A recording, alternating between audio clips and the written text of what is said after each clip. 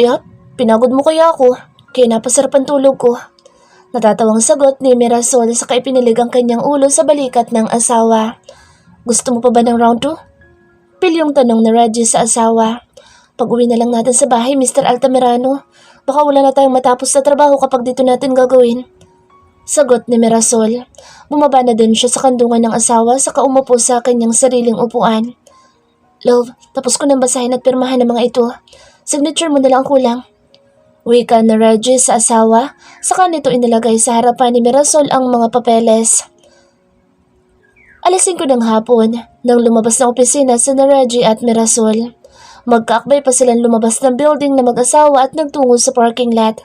Pinagbuksan pa ni Reggie ng pinto ang kanyang asawa, saka hinawakan ng ulo nito nang papaupo na si Mirasol upang hindi ito mauntog. Saka siya umikot sa kabilang pinto upang umupo sa driver's seat. Dumaan muna sila sa donut shop upang ibili si Ricky ng donuts na bili nito. Nang makita ni Mirasol ang mga donuts na nakadisplay ay naglalaway din siya. Kaya pumili siya ng iba't ibang flavor upang matikman niya lahat ang mga nagustuhan niya. Habang nasa kotse ay sinimulan ng kainin ni Mirasol ang donut na binili niya. Ang sarap! Wika pa niya sabay kagat ulit si donut na hawak niya. Love, baka hindi ka na makakain mamaya ng dinner niyan. Tanong ni Reggie sa asawa. Ang sarap kasi eh. Sagot ni Mirasol sa kamuling kumagat sa hawak nitong donut. Napapailing na lang si Reggie sa kanyang asawa. Ngunit natutuwa din siya sa mga pagbabago nito. Dahil kumakain na ito ngayon ng marami at ang mga dating ayaw niyang kainin, ngayon naman ay naging paborito na din niya. Pagdating nila sa bahay ay nag-aabang na ang kanilang anak sa kanilang pagdating. Agad din itong ipinakitang star sa kanyang kamay. Ipinagmalaki pa nito na siya ang pinakamaraming star na nakuha. Wow, ang galing naman ng baby ko, sabi ni Mirasol sa anak. First day ni Ricky sa kinder. Sina Jane at Jaime ang kasama ni Ricky na pumasok sa school nito. Ayaw kasing pumayag ni Jane na ang yaya lang ni Ricky ang sasama sa bata. Kaya silang mag-asawa ang nag-usang nagpunta at nagbantay kay Ricky sa kindergarten. 3 oras lang kasi ang class ni Ricky, kaya hindi na ito iniwan ng mag-asawang Del Rio. Masayang naghapunan ang mag-anak. Hindi naman nagreklamo si Mirasol sa kanilang ulam dahil beef with broccoli ang kanilang ulam at pork adobo. Matapos nilang kumain ay umakyat na sila sa kanilang kwarto kasama din si Ricky. Naglalambing kasi ang kanilang anak na doon muna ito sa kwarto nila maglalaro. Kaya pumayag naman ang mag-asawa dahil na-miss din nila itong kasama. Habang naglalaro si Ricky at Reggie ay naligo naman si Mirasol at mabilis na tinapos ang lahat ng kanyang routine. Saka ito lumapit sa mag-ama upang si Reggie naman ang maligo. Naglaro sila ng Pokemon cards na paborito ni Ricky. Tuwang-tuwa naman ang bata dahil lagi siyang nananalo sa laban nila ng pataasan ng points ng kanyang mommy. Paglabas ni Reggie sa banyo ay muli itong lumapit sa kanilang mag-ina at nakipaglaro din siya ng card. Tinuruan din ni Reggie ang anak nila ng math. Dahil gusto ni Reggie na habang bata pa si Ricky ay matuto na ito sa math. Mabilis namang matuto si Ricky kaya natuwa si Reggie dahil napakatalino ng kanyang anak. Nang inaantok na ang bata ay agad nila itong dinala sa kanyang kwarto. Si Mirasol na din ang nagdala sa kanyang anak sa banyo upang makapaglinis muna ito ng katawan bago matulog. Nang makapagbihis na si Ricky ay agad naman na binuhat ni Reggie ang bata saka nito pinahiga sa kama.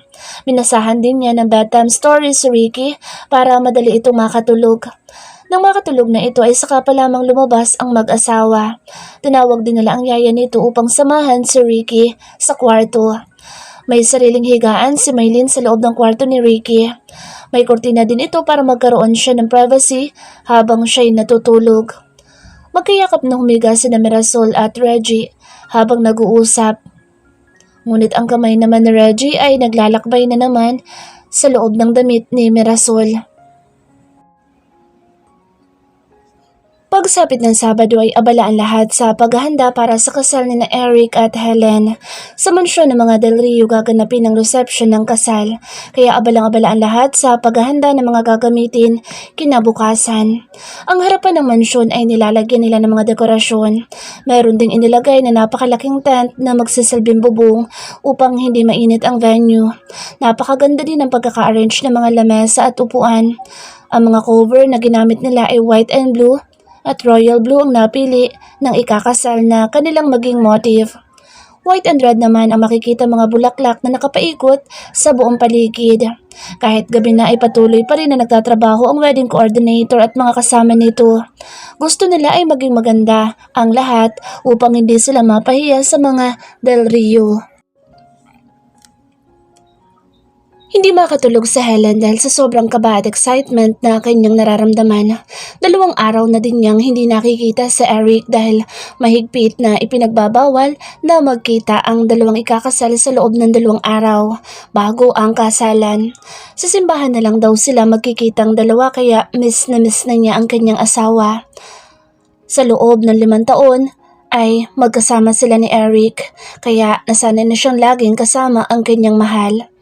Nakatayo si Helen sa kanilang terrace at nakatanaw sa malayo. Iniisip nito ang mga nagdaan sa kanilang buhay ni Eric, kung paano silang nagkakilala at naging magkaibigan na dalawa. Hanggang sa magtapat sa kanya si Eric ng pag-ibig at agad naman niya itong sinagot.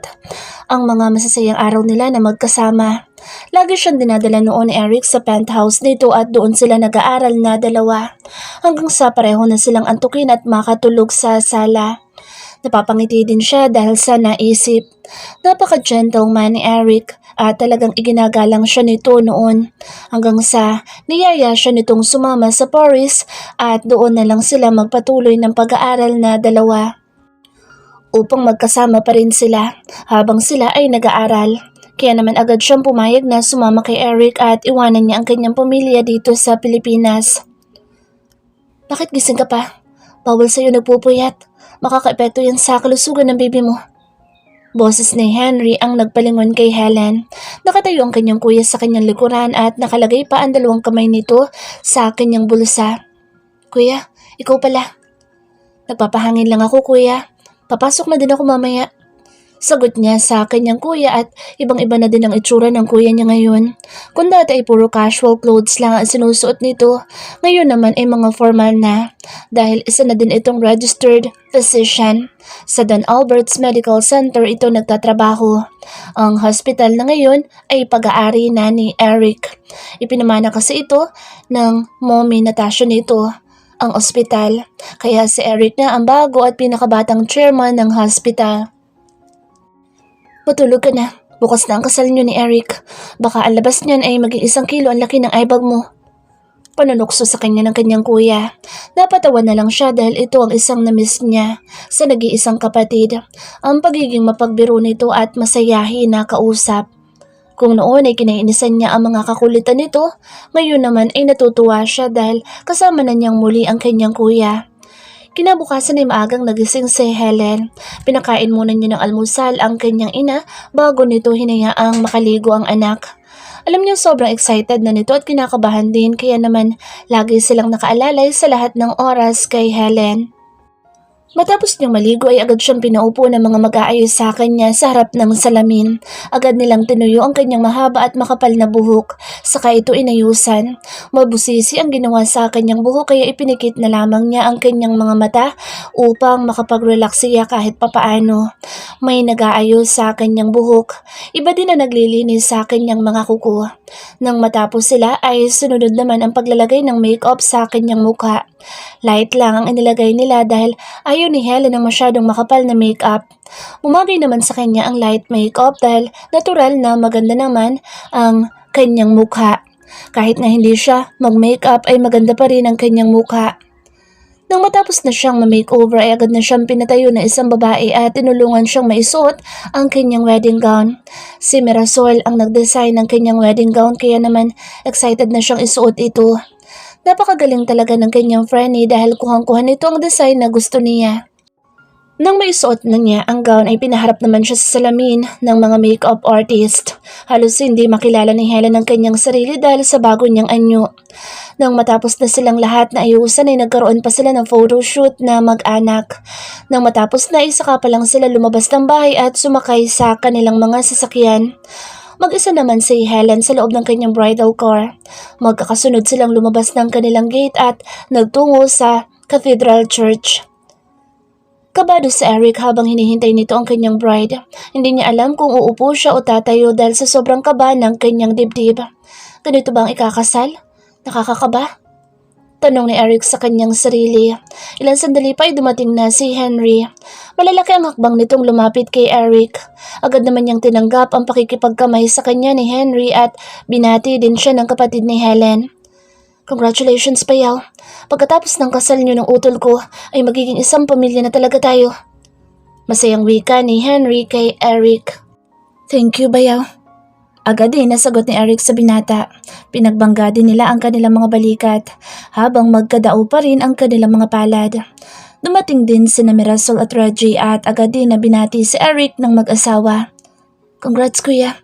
I'm so happy for you and Helen. Wishing you lots of love and happiness, Kuya. Nakangiting pagbati ni Mirasol sa kakambal. Niyakap din ito ang kanyang kuya sa kahinalikan sa pisngi. Congrats, bro, and best wishes. Pagbati naman ni Reggie sa kapatid ng kanyang asawa. Salamat, bro. Yun palang usapan natin, bro, ha? Hintayin niyo kaming makabalik galing sa aming honeymoon. Wika ni Eric. Anong usapan yun, kuya? Pag-usisa naman ni Mirasol sa kapatid. Nagtataka siya kung anong napag-usapan ng kanyang kapatid at ng kanyang asawa. It's about businesses. Gusto kasi namin magtayo ng bagong negosyo nitong asawa mo. Kaya kailangan maghintay siya hanggang sa makabalik kami ni Helen galing sa aming honeymoon. Sagot ni Eric sa kapatid. Tumango naman si Mirasol saka nagpaalam sa kapatid. Sige na, kuya, mag-ready ka na dahil malapit na mag-umpisa. Sabi ni Mirasol. Maya-maya pa itinawag na sila ng wedding coordinator at pinalinya na sa labas para sa entourage. Lalong kinabahan si Eric dahil sa wakas ay magsisimula na ang kasal nila. Nagpunta na rin siya sa may pinto upang doon tumayo, kasama ang kanyang mga magulang. Saka sila nagsimulang maglakad papasok sa loob ng simbahan, saka tumigil sa may harap ng altar. Doon niya hihintayin ang kanyang bride upang sabay silang pupunta sa magiging upuan nila sa harapan ng altar. Sumunod sa linya ang mga ninong at ninang nila, saka nagtungo sa mga upuan na nakalaan para sa mga ito. Nakita din ni Eric na naglalakad na ang kanyang pamangkin na si Ricky. Kasama nito ang flower girl nila. Sumunod din ang mga pinsan ni Helen na mga abay nila sa kasal. Hanggang si Mirasol na ang pumasok at katulad ng dati ay napaka-graceful nitong maglakad. Malawak din ang pagkakangiti nito at baka sa mukha ng kanyang kakambal ang tuwa para sa araw na ito. Sinalubong naman siya ni Reggie at saka sila na upong magkatabi sa upuang nakalaan sa kanila.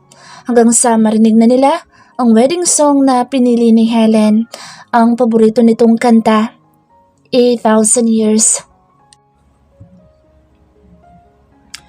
Umiiyak si Mirasol habang pinapanood nito ang pagpapaalam ng dalawa sa kanilang magulang.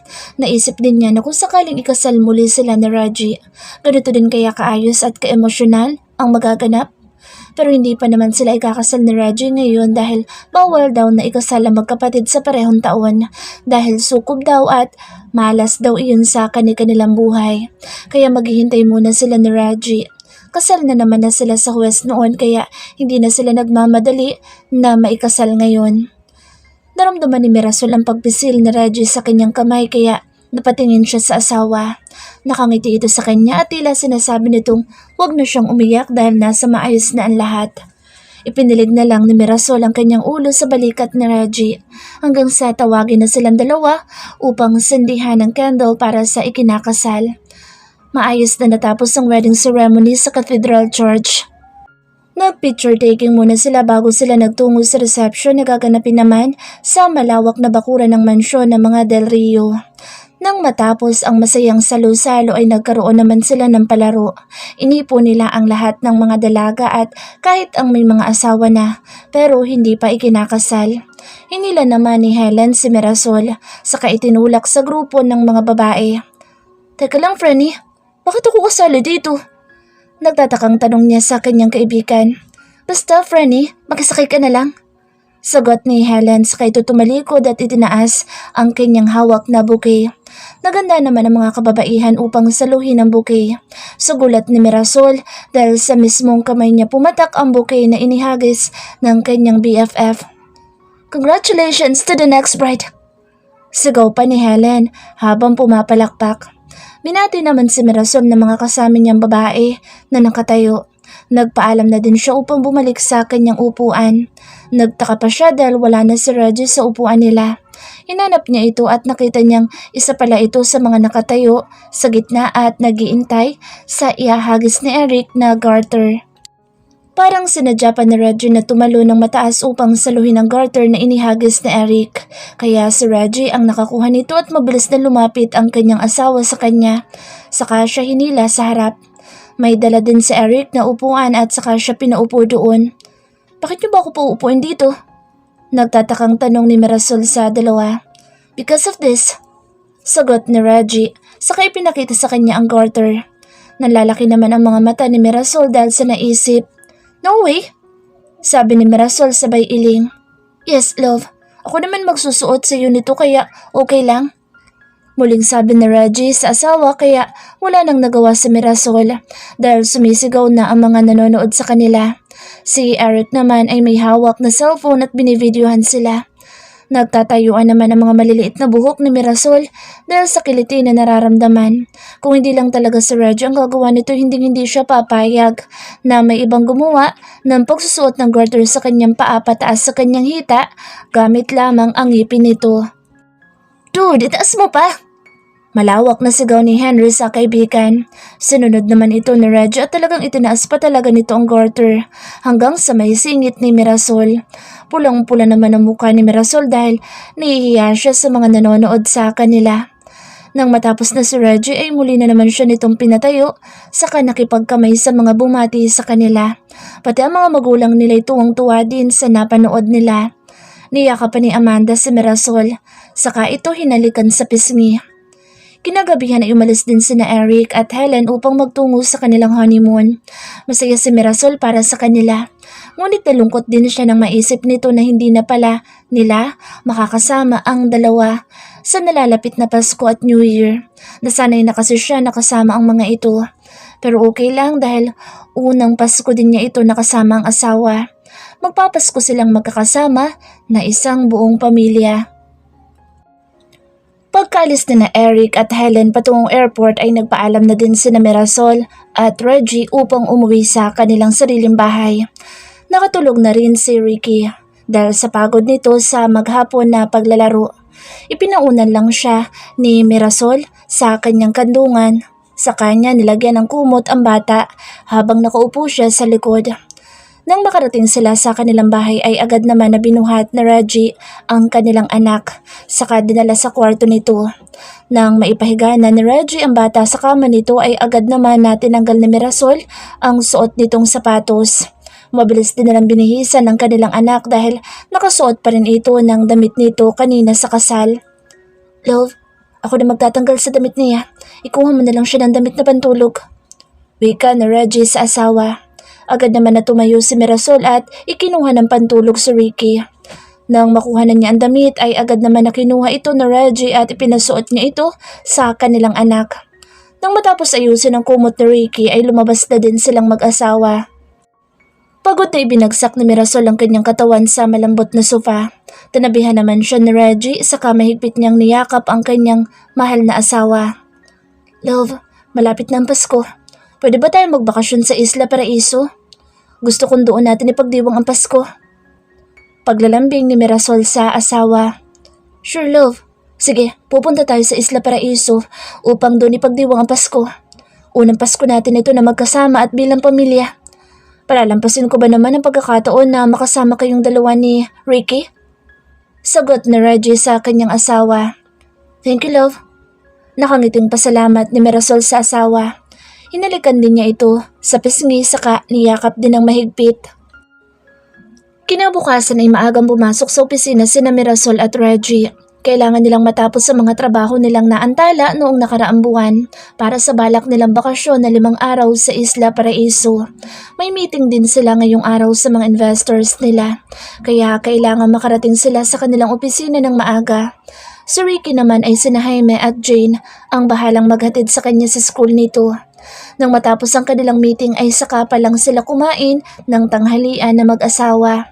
Nagpa-deliver na lang ulit si Reggie ng pagkain nilang mag-asawa mula sa kanyang restaurant. Dahil sa gutom nilang dalawa ay naubos nila mag-asawa ang mga pagkain. Hindi din namalaya na Reggie na naparami na din pala siya ng kain. Parang nahahawa na din siya sa asawa na nagiging palakain at laging naghahanap ng makakain. Mukhang kailangan ko na naman mag-workout, love. Tumataba na ata ako. Napapasarap kasi akong kumain kapag nakikita kitang masarap kumain. Wika ni Reggie sa asawa habang hinihilot nito ang kanyang tiyan. Love, ang anak natin ang matakaw at hindi ako. Parang si Ricky din ipinagbuntis ko siya. Ang takaw ko pa sa chocolates, kaya siguro mahilig siya sa chocolates. Kasi nasa loob pa lang siya, yun ang paborito niya. Sagot naman ni Mirasol sa asawa. Patuloy pa rin itong kinakain ang tirang coleslaw. Love, hindi ka ba pinahihirapan ni Ricky nung ipinagbubuntis mo siya? Muling tanong na Reggie sa asawa. Hindi kasi naikukwento ni Mirasol kung paano niya ipinagbuntis si Ricky. Parang wala din ipinagkaiba ngayon, love. Yun nga lang dahil tulog ako sa loob ng 3 buwan kaya hindi na ako masyadong masela noong gumising ako. Lahat naman ay nakakain ko noon. Siguro dahil nalampasan ko na ang first trimester ko at nasa second trimester na ako kay Ricky nang magising ako. Bigla namang nalungkot si Reggie dahil sa mga narinig. Kung alam ko lang na mangyayari sa iyo yun, love, sana hindi na lang kita pinayagan na umalis na mag-isa. At sana kahit wala akong kotse sa panahon na iyon, ay dapat sinundo kita sa university. Sabi na Reggie, bakas din sa mukha nito ang lungkot. Sinisisi pa rin niya ang kanyang sarili sa muntikan ng pagkawala ng kanyang asawa at anak. Love, kalimutan na natin iyon. Ang mahalaga ay buhay ako, kami ni Ricky. Kasama mo na rin kaming dalawa ngayon kaya sana huwag mo na rin sisihin ang sarili mo sa mga nangyari. Pagpapalubag loob ni Mirasol sa asawa, inalikan din niya sa pisngi ang asawa sa kaniyakap.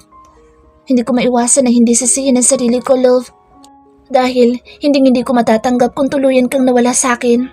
Dahil sa iyo kaya patuloy na lumalaban ako sa buhay at lahat ng tagumpay ko. Dahil yun sa iyo, love. Dahil gusto kong ibigay sa iyo ang lahat. Kahit walang kasiguraduhan na babalikan mo ako noon. Patuloy pa rin ako umasa na balang araw ibabalik ka at makakasama ulit kita. Hindi nga ako nagkamali, love, dahil bumalik ka at meron ka pang Ricky na regalo sa akin. Alam mo bang ako na ang pinakamasayang tao sa mundo sa mga oras na iyon? Nang mayakap ko kayong dalawa ng ating anak at ngayong madadagdagan na naman ang angels natin. Thank you, love. Thank you dahil bumalik ka. Mahabang salaysay ni Reggie. Nakangiti ito ngunit merong luha ang umaagos sa kanyang mga mata. Agad naman na pinahid ni Mirasol ang naglandas na luha sa mukha ni Reggie. Hinalikan din niya ito sa labi habang nakapikit ang kanyang mga mata. Tumugon din si Reggie sa kanyang paghalik sa kanya ngunit hindi naman ito nagtagal dahil biglang tumunog ang telepono sa ibabaw ng kanyang table. Nagpaalam naman si Mirasol na magpapahinga muna sa kanilang secret room kahit sandali lang. Bigla na naman kasi siyang inantok at gusto na naman niyang matulog. Pagdating niya sa loob ng kwarto ay nagpalit muna siya ng damit upang mas masarap ang tulog niya kung comfortable siya sa kanyang suot. Isinuot niyang muli ang t-shirt ni Reggie. Gustong gusto talaga niyang isuot ito dahil malaki at maluwag din sa kanyang katawan. Hihiga na sana siya nang biglang bumukas ang pinto at pumasok ang kanyang asawa. Oh, akala ko ba'y gusto mong tapusin ang mga binabasa mo? Bakit ka pumasok dito? Tanong ni Mirasol habang nakataas ang kanyang kilay sa kanyang asawa dahil alam niyang may balak na naman na masama sa kanya si Reggie. Sasamahan lang kitang matulog, love. Di ba nga dapat lagi tayong magkasama? Sagot ni Reggie habang tinatanggal nito ang necktie at mga botones ng kanyang polo. Naku, Mr. Altamirano, alam na alam ko na mga style mo na yan. May binabala ka lang sa akin kaya ka pumasok dito. Paingos, nawika ni Mirasol saka humiga sa kama. Hindi nga nagkamali si Mirasol dahil mabilis na nagtanggal ng damit. Si Reggie, saka nito isinabit sa sabitan na nasa wall at pagapang na lumapit sa kanya. Matapos ang isang mainit na sandali, kapwa pa silang may ngiti sa labi na pumikit habang magkayakap. Nang magising si Reggie ay agad naman itong bumangon, saka tumungo sa banyo upang mag-shower. Nang matapos siya ay agad na niya ibinalik ang kanyang kasuotan, saka muling lumabas ng kwarto at ipinagpatuloy ang trabaho. Hindi na lang niya ginising ang kanyang asawa dahil alam niyang pagod ito. Nang pauwi na sila sa kanilang bahay ay naisipan nilang dumaan muna sa grocery upang bumili ng ice cream. Parang naglalaway kasi si Mirasol sa ice cream kaya nagpa siya si Reggie na dumaan muna sila sa mall upang makapamili ng lahat ng mga kailangan nila. Paubos na rin kasi ang mga stock nila kaya tama lang na mamili na sila ngayon. Si Reggie ang tagatulak ng grocery cart at si Mirasol naman ang kumukuha ng mga items na bibili nila saka ilalagay sa loob ng cart. Hanggang sa nakarating na sila sa may freezer na puro ice cream na ang laman. Kaya mabilis na nilapitan ni Mirasol ang freezer at agad na pumili ng flavor na gusto niya. Ipinagilid muna ni Reggie ang dala niyang cart saka nito inayos ang laman dahil punong-puno na ito at wala nang space para sa ice cream na bibilihin ng asawa. Baka kumuha din si Mirasol ng marami dahil gusto pa naman ito ang matikman lahat ang mga flavor na gusto niya. Hanggang sa biglang may magsalita na babae sa kanyang tabi, kaya nagtataka siyang lumingon sa babae. Reggie, is that you? Halos hindi na kita nakilala. God, you looks more handsome now and look at your body. Ang laki na ipinagbago mo ngayon. Parang ang sarap mong haplusin sa mga abs mo ngayon kaysa dati. Marting wika ng isang babae sa kanya. Nagtataka si Reggie dahil kilala siya ng babae. Ngunit hindi naman niya ito kilala at hindi rin niya matandaan ang mukha nito. Do I know you? Nakakunot ang noon na tanong na Reggie sa babae. Nakasuot pa ito ng mini dress na hapit sa katawan nito at malapit na rin lumabas ang malulusog nitong dibdib. It's me, Mabel, yung girlfriend mo nung college. Nakakasama ka naman ng loob, honey. Ang bilis mo naman ako nakalimutan. Pakilala ng babae sa mabilis na niyakap si Reggie. I miss you so much, hon. Sana hindi na lang ako pumunta ng States para hindi tayo nagkahiwalay noon. Wika pa ng babae at tinangkapan niyang halikan si Reggie nang bigla na lang itong itulak ni Reggie. What's wrong with you, woman? Hindi kita kilala at lalong hindi kita naging girlfriend dahil wala naman ako naging girlfriend noon sa college. Galit na bulyaw ni Reggie sa babae. Kung wala lang sanang ibang tao ang nakakakita sa kanila, ay gusto niyang sapakin ang babae upang magising ito sa kanyang kahibangan. Ngunit biglang lumapit ang babae kay Reggie at balak na naman sana nitong yakapin ang lalaki nang bigla na lang siyang batuhin ng ice cream ng kung sino. What the hell? Sino nang bato sa akin ng ice cream? Malakas na sigaw ng babae habang pinapagpagan nito ang dibdib niyang natamaan ng isang tub na ice cream. Ako? At ikaw, sino ka? At anong karapatan mo para lapitan at yakapin ang asawa ko? Malakas na sigaw ni Mirasol sa babae. Muli pa nitong itinapon sa mukha ng babae ang hawak niyang tub ng ice cream kaya napasigaw ito dahil sa sakit. Walang hiya ka! Ang lakas na loob mong gawin ito sa akin! Halika dito, bitch! Galit na sinugod ng babae sa Mirasol pero hindi naman nakalapit ang babae dahil sa pagsulpot ng mga bodyguard ni Mirasol at hinarangan ang babae. Si Reggie naman ay mabilis na hinabol ang babae at hinilan niya ito.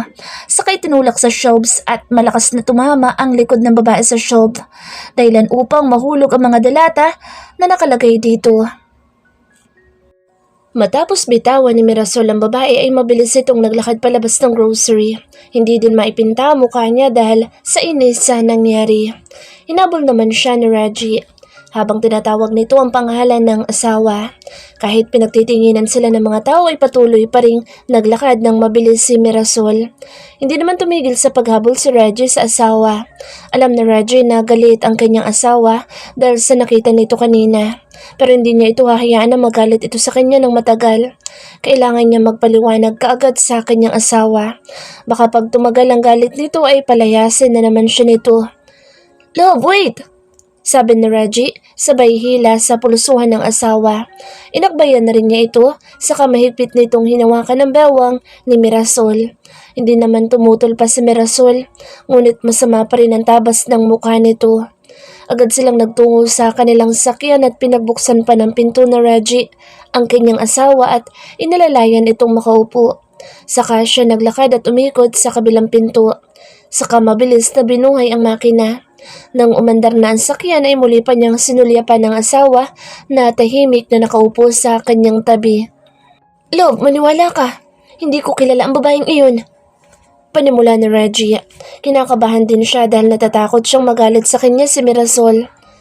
Dinig na dinig kong sinabi ng babaeng yun na girlfriend mo siya noong college. Tapos sasabihin mo sa akin na hindi mo kilala? Galit at maluhaluhang sumbat ni Mirasol sa asawa. Hindi ko alam kung bakit niya sinabing girlfriend ko siya noong college. Love, sa akin ka maniwala please. Hindi ko talaga kilala ang babaeng iyon pero inaamin ko. Napakadaming babae ang dumaan sa buhay ko noon pero wala akong naging girlfriend maliban sa'yo. Dahil ikaw lang ang nag-iisang nakakuha ng buong atensyon ko at pagmamahal. Love, ikaw lang ang nag-iisang babae na niligawan ko at minahal na higit pa sa buhay ko. Puno ng pagsusumamong wika ni Reggie. Malamlam din ang kanyang mga mata, tanda na nagsasabi ito ng totoo. Galit pa rin ako sa'yo dahil hinayaan mo yung babae na yakapin ka niya. Siguro gusto mo din payakapan, no? May pagtatampo na wika ni Mirasol sa asawa. Nangahaba pa rin ang uso niya dahil sa inis.